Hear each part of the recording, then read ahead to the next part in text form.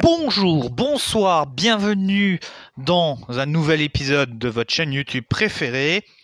Aujourd'hui, nous allons faire de la sociologie. Pour ce premier numéro, je vais vous définir la sociologie, en donnant une définition et en donnant un petit peu les applications, comment on fait, pourquoi, comment, ce qui me permettra d'introduire mes propos pour la prochaine vidéo de sociologie et celles qui vont suivre. Alors, je vais commencer par une définition de l'Université de Montréal que je trouve assez bien.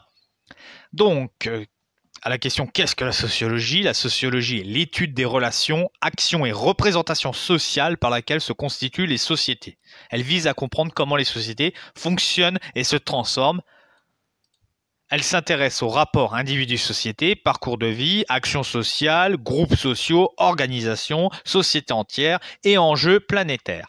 Donc, là, je vais traduire un petit peu pour ceux qui sont un peu perdus.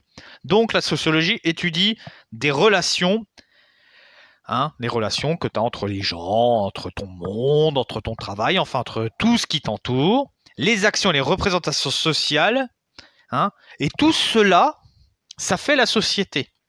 Et oui, la société, c'est un groupement de gens qui sont réunis, qui vivent ensemble, mais ils vivent comment ? Et là, la sociologie apporte une réponse. Une réponse intéressante parce qu'elle a diverses approches concernant ce rapport au monde. Ce rapport au monde dans un sens général. Ça peut être le rapport que tu as avec le mobilier urbain, comme ça peut être le rapport que tu as avec ton patron, les piétons. C'est très large et très ouvert. Les champs d'application sont variés. On peut avoir l'identité, la citoyenneté, l'intégration sociale. Est-ce que tu t'intègres ou pas dans la société? Les migrations, qui sont un fait sociologique. Et l'intégration de ces migrations dans la société de départ et d'arrivée. Là aussi, c'est un événement important.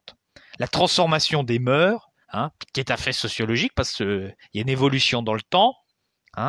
La religion, les conditions de travail, enfin, tout peut être de la sociologie. C'est ça qui est bien avec cette matière, c'est que tout peut être de la sociologie. La moindre chose où il y a une interaction avec un humain, il n'est pas foncièrement obligé d'en avoir deux, c'est de la sociologie. C'est ça qui est magique, c'est qu'on va pouvoir vraiment parler d'énormément de choses et dans des domaines extrêmement variés, ce qui nous permet de ne pas être enfermés, parce que le mot social, a une vérité multiforme. Comment s'y prend la sociologie? Trois approches. Je vais prendre à chaque fois un exemple.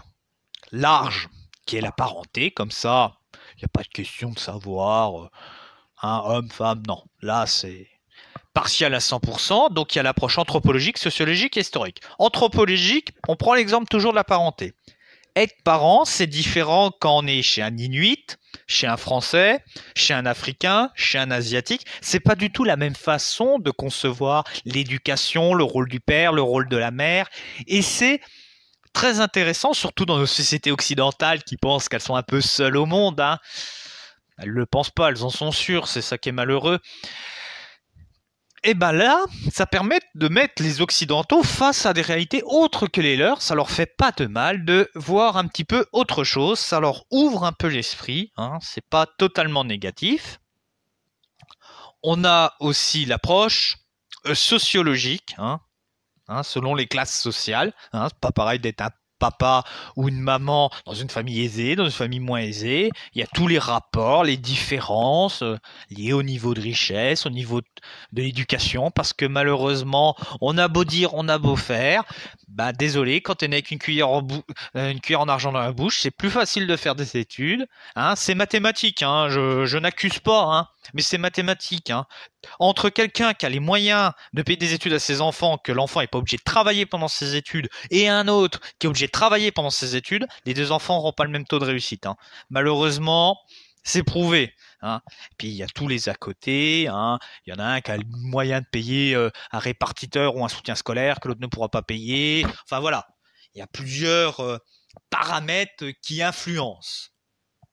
Pour revenir à la parenté, la sociologie, la classe sociale est extrêmement importante, même si le terme de classe sociale est galvaudé aujourd'hui parce qu'à force d'être pris, repris, hein, c'est un petit peu comme un citron, on l'a tellement pressé, là on se retrouve plus qu'avec la peau et la pulpe.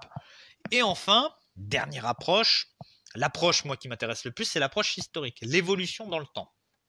Et oui, la parenté il y a 2 siècles, c'est pas du tout la même qu'il y a 30 ans, ou même aujourd'hui, surtout avec l'évolution du monde post-mai 68, il y a toute une évolution concernant cette parenté.